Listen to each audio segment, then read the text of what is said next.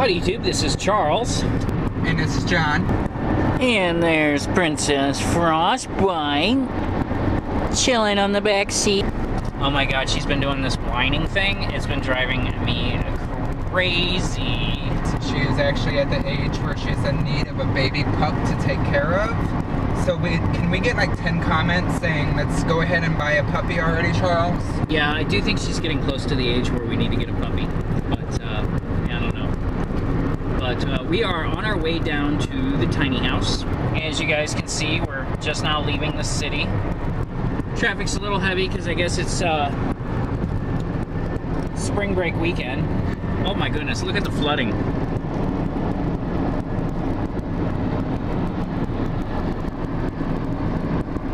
Wow. I don't know if you guys can see that. That's pretty bad. Pretty bad. Oh, yeah. And here is actually where the river is. And give you an idea, it's pretty close up here to the overpass. And when the river is at normal level, that overpass is a good 50 feet above the river, maybe even more. Hopefully it's not flooded down at the cabin and we'll be able to get up to our property. And I went to Walmart, bought a few supplies for the weekend. I bought propane for the hot shower system, and then I bought a dog tie at Walmart. Funny story. So I go down to Walmart, right? John hasn't heard this yet. I haven't. So I go down to Walmart and I'm, getting food for our new fish, and I see the steak tie-outs, and it comes with a cable. They had two of them there. One for $11.99, and it had like super thick cable, and then the one for $4.99, which had the cheesy cable and the dog steak. It's the corkscrew goes in the ground. Okay. So I get up to the register, and the woman is, your typical Walmart cashier. Real friendly. Yes, that's sarcasm. And she rings up the stuff. I noticed that the dog tie rang up at $11.99. I'm like, whoa, whoa, whoa, no. The dog tie is supposed to be $4.99. And then she says to me, well, sir, somebody probably put it back in the wrong spot. And I said, no, you have an entire section back there of these marked at $4.99. She's like, she gets all upset because she's got to call a manager to do a price check. And I'm like, okay, fine. I'm off work. I ain't got nothing else to do. So she calls the manager over. It takes about 10 minutes for the manager to get over. I tell the manager that there's a whole litany of them back there on the shelf marked at $4.99. So, but prior to that, before the manager got over there, because it took a good 5-10 minutes for the manager to get over, she says to me, well, sir, I said to her, I'm like, there's no way it's $11. I wouldn't have picked it up for $11. It's $4.99. There's a bunch of them back there. And she goes, well, sometimes, sir, people will stack a shelf and take a picture of it and then try to say that that's the price. What? And I said, no, maybe if your people would know how to stock the damn shelves. This has been an ongoing problem at this Walmart of shit not being marked right. Maybe if your people would do their job, you wouldn't have to sell me this at $4.99. And I'm sorry, you're going to sell this to me for $4.99 because that's what it's on the shelf marked as, and I don't care. And she goes, well, sometimes people switch the prices. And I go, yeah, and you also have video recording in this store that you can go back to and see if I did that. And she goes, sir, it takes time to research the footage. And I go, and I've got nothing but that, so. And I'd be like, how about you do your damn job as a cashier instead of calling me a thief or a crook or a liar or some shit. I wish I was there, sorry. No, yeah, so anyway, so the manager calls back, and she's calling on the walkie before she can get one of the employees to respond. Now, mind you, this Walmart I'm at is in the city, and this city Walmart is the worst Walmart in the entire area. It is so, like, you go in there and the employees are reeking of alcohol and weed, and, you know, that's all good and well, but you know what? Be straight when you work. Yeah. You know what I'm saying? Yeah. Jesus Christ. Do your job. Do your job. Get off your phone. Yeah, exactly. Take your headphones out. Exactly. I mean, you wouldn't believe the shit that I've seen go down at this Walmart. You know, anyway, so, manager starts to cop an attitude. She calls back there. She finally gets somebody on the walkie-talkie, and she's describing the product, and then finally, she goes, okay, okay. And then she looks at the clerk and says, okay, take care of him, and then walked away. And I'm like, gee, go figure. An entire peg of them marked at $4.99. Wait, so she said take care of him. Yeah, the manager didn't even acknowledge the fact that they were wrong and that it was marked wrong, and they were trying to charge me an overprice for a product. So she was basically just saying, okay, he's right. Yeah, exactly. No, I'm sorry. I'm sorry for the confusion. Yeah, I'm nothing. sorry for the attitude, for keeping you up here for 15 minutes. Yeah. And for those of you that are wondering, this is the Maplewood Walmart, which is right on the edge of St. Louis City. Don't go. Don't go there, man. It is just horrible. It's like, if you want to be treated like crap, and oh, get this. A while back, John and I we went and bought bikes that we never ride. Anyway, I digress. When we were looking at buying bicycles, we went to Walmart to check out their bike racks. Well, the Maplewood Walmart had all these bicycles on the racks that were obviously used bicycles. So, like, we're talking not just like dirt on the tires, I'm talking like stickers peeling, yeah, mud scratches, mud caked up on the tire. So that's the end of my rant, but yeah. And here we are at the cabin.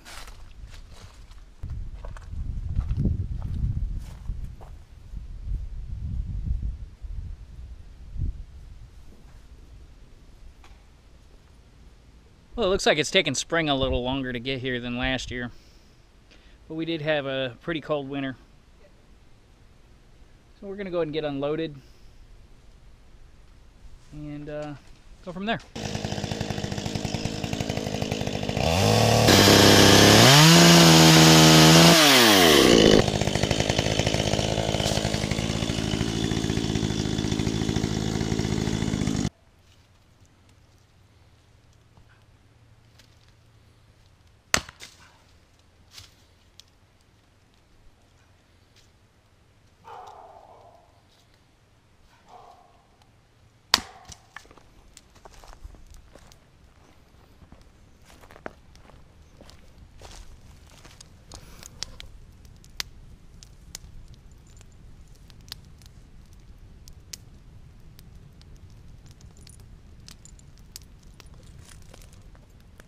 We got a nice little fire going, crackling away. We just got done doing some yard work. You guys can't really see it right now because it's dark out. And I chainsawed up some wood, and John. I did some raking up of the front yard all around the fire pit and up to the cabin, and spent a good amount of time with digging big boulders and rocks up out of the ground.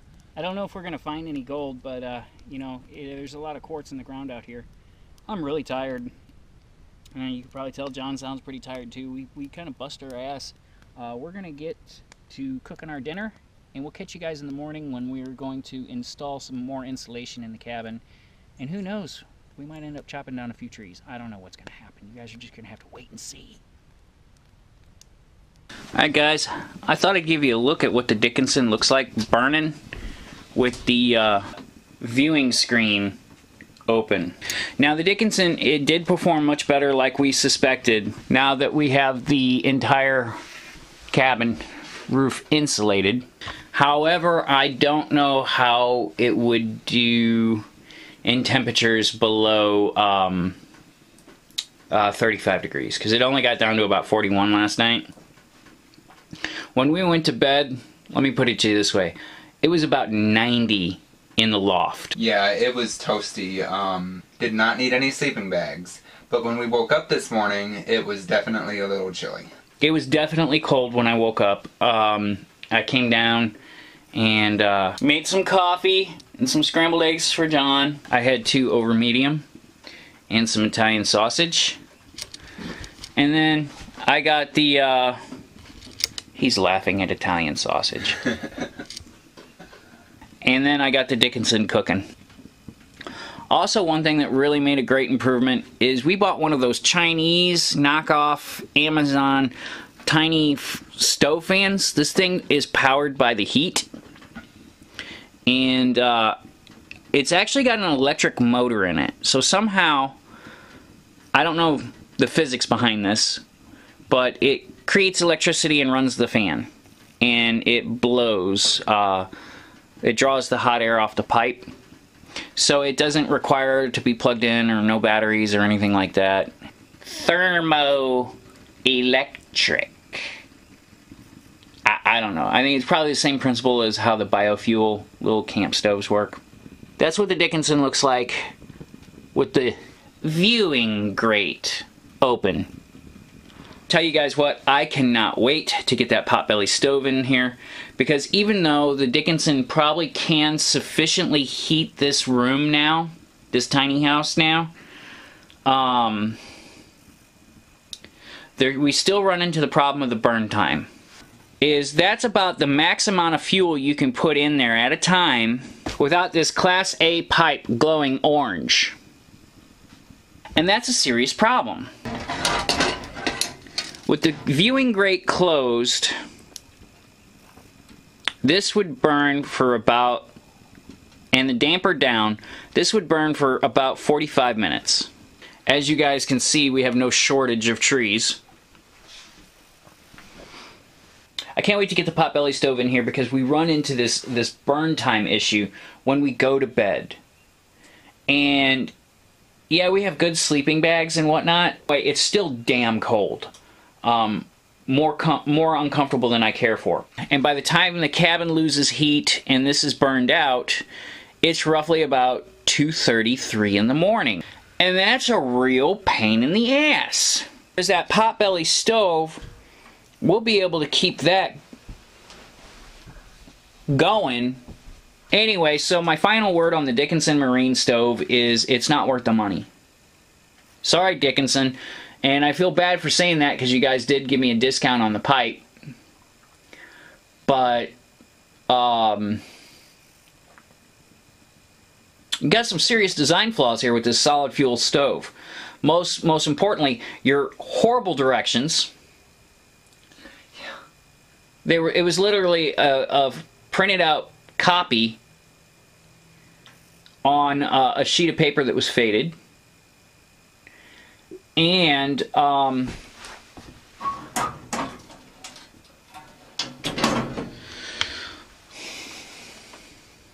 pipe is crazy expensive. It just... Now, granted, when we bought this, there wasn't much in the way of tiny house stoves on the market. But now they've got stuff out like the Cubic Mini, which I hear is pretty good. And what's that one we were thinking about getting before we found the potbelly? Was it the Bear Grylls? Was it? No, it was with the dwarf. Oh yeah, the dwarf. The dwarf. It's like a little cube. No, that's the Cubic Mini. No, it was the dwarf. It's the one that had the click, click, click like the potbelly does. Yeah, yeah. I tell you what, though, we got an amazing, amazing deal on that potbelly stove. I'm so excited to put that in here. Yeah, I can't wait. I think it'll be perfect. And I also think it'll allow us to be able to sleep through the night, even though I have to get up every hour to piss. I don't want to get up every hour to piss and feed the stove, so... Well, anyway, guys, so what else we're going to do today is we're going to go ahead and insulate the fascias. And then we're going to rip this out.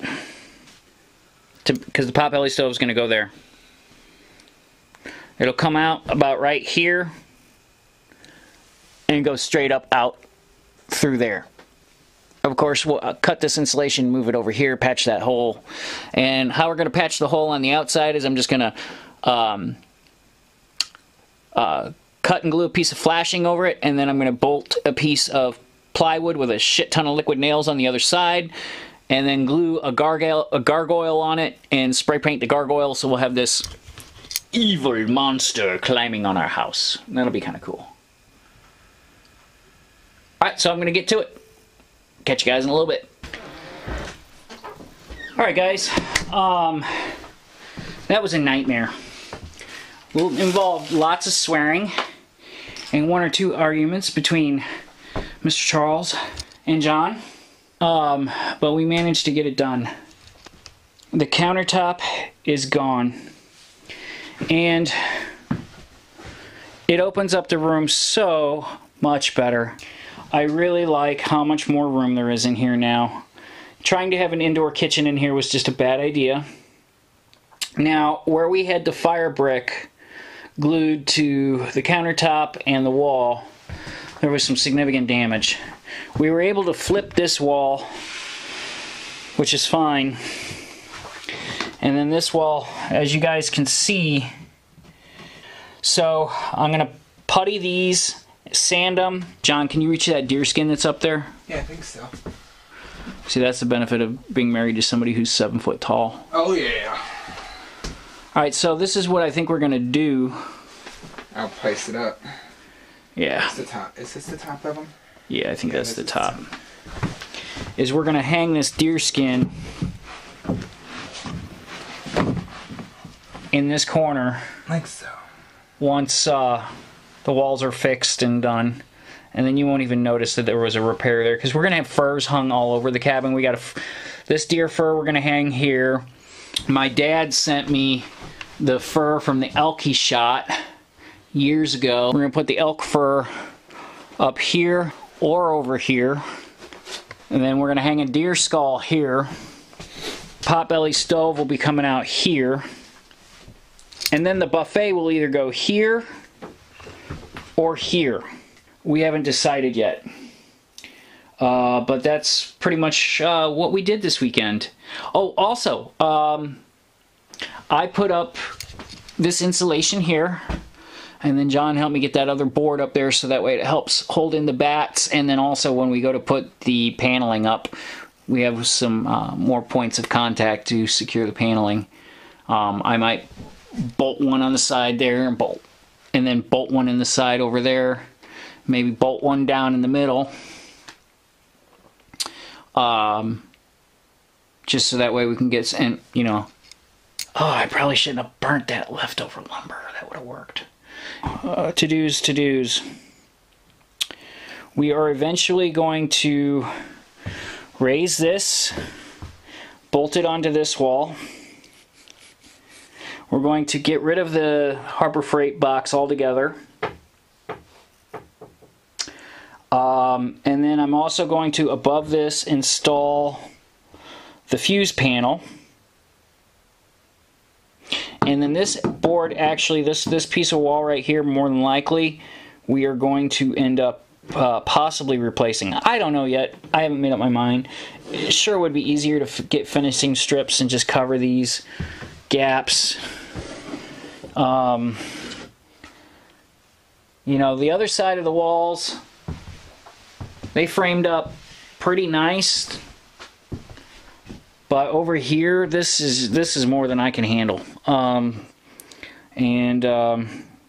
But yeah, I think finishing strips going up all the seams and then around the top and around the floorboards, I think it'll actually frame it out nice, especially if we stain it like a cedar color, and then we have the lighter walls.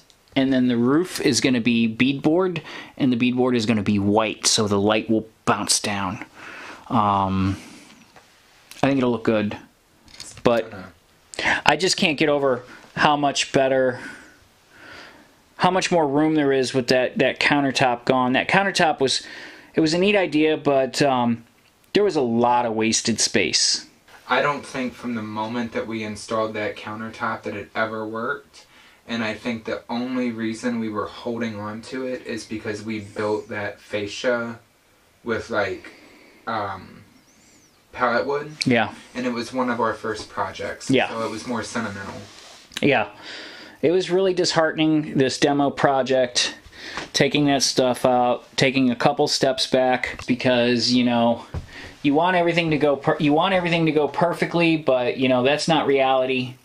And I know some of our other tiny house friends have had to do some repairs or had to completely revamp how they did some things. We got one friend that had to tear his walls down and put tinfoil behind him. That's another story. I'm surprised he didn't use duct tape. Now, we're going to end up taking the Dickinson out and driving all the way to Washington and giving it to Larry Micro Tiny Adventures in Larryland in the Micro Tiny House. We're going to end up giving him the stove. I think we're just going to charge him gas.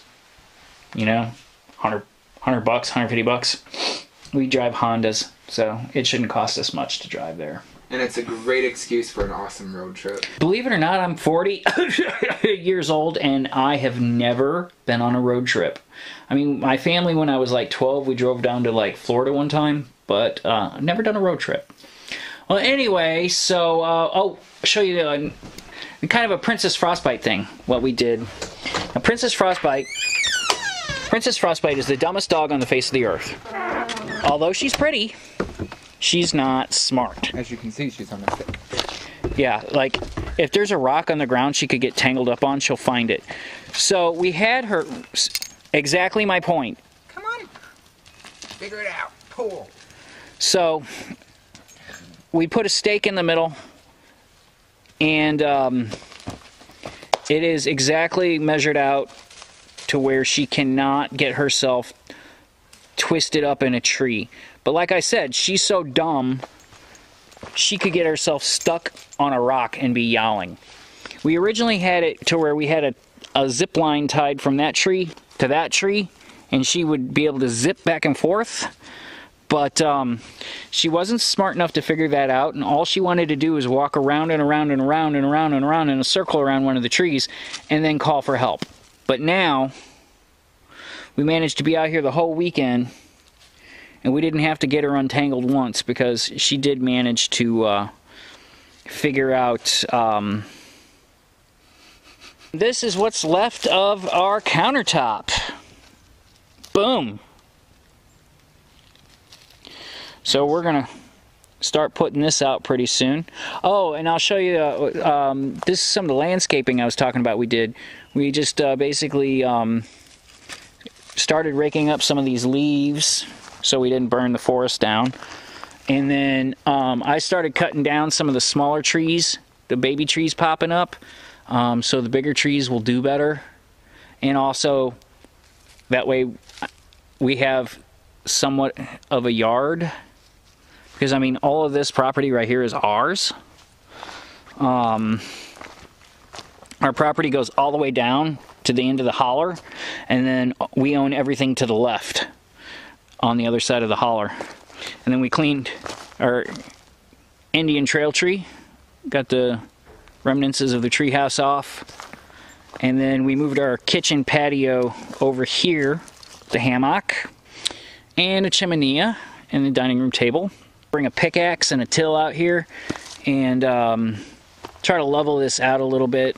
My boss gave me some lumber from a project left over that he had, and I've got enough to where I can build a deck frame, a 10-foot by 10-foot, no, an 8-foot by 8-foot deck frame, and we'll eventually put the dining room table on that deck frame wherever we have the dining room table, so that way there's a level spot. But I think with a little bit of like digging with the pickaxe, like at least around the fire pit, it'll be some manual labor, but I think I can dig that out by hand, moderately level to where at least where we can get chairs to sit comfortably. It's Missouri. I'm sorry, but if you come out here to go camping and you're complaining about not finding a level piece of ground, you've never been camping in your life. You're a ninny baby is what you are. Show them my rock pile. These were the rocks that were in our way and breaking our necks. So I do think we're going to be able to dig it out. I'm not saying it's not going to be a chore. Next time we come back out here, guys, we should have some greens. So I don't know if we're coming out here next weekend because I've got to refinish the buffet, and we got to get our garden going at the house. So bring them over here real quick. Oh, here, John wants to talk to you guys. I'm going to start putting this fire out while John talks to y'all. Oh no, I just want to show you. No, you can just talk to him. Here, take these people. Go Oh my goodness. entertain them. He said it should be green. Here's our first piece of green. That's all I wanted to show you. First piece of green, popping up on the mountain. I think it's officially springtime.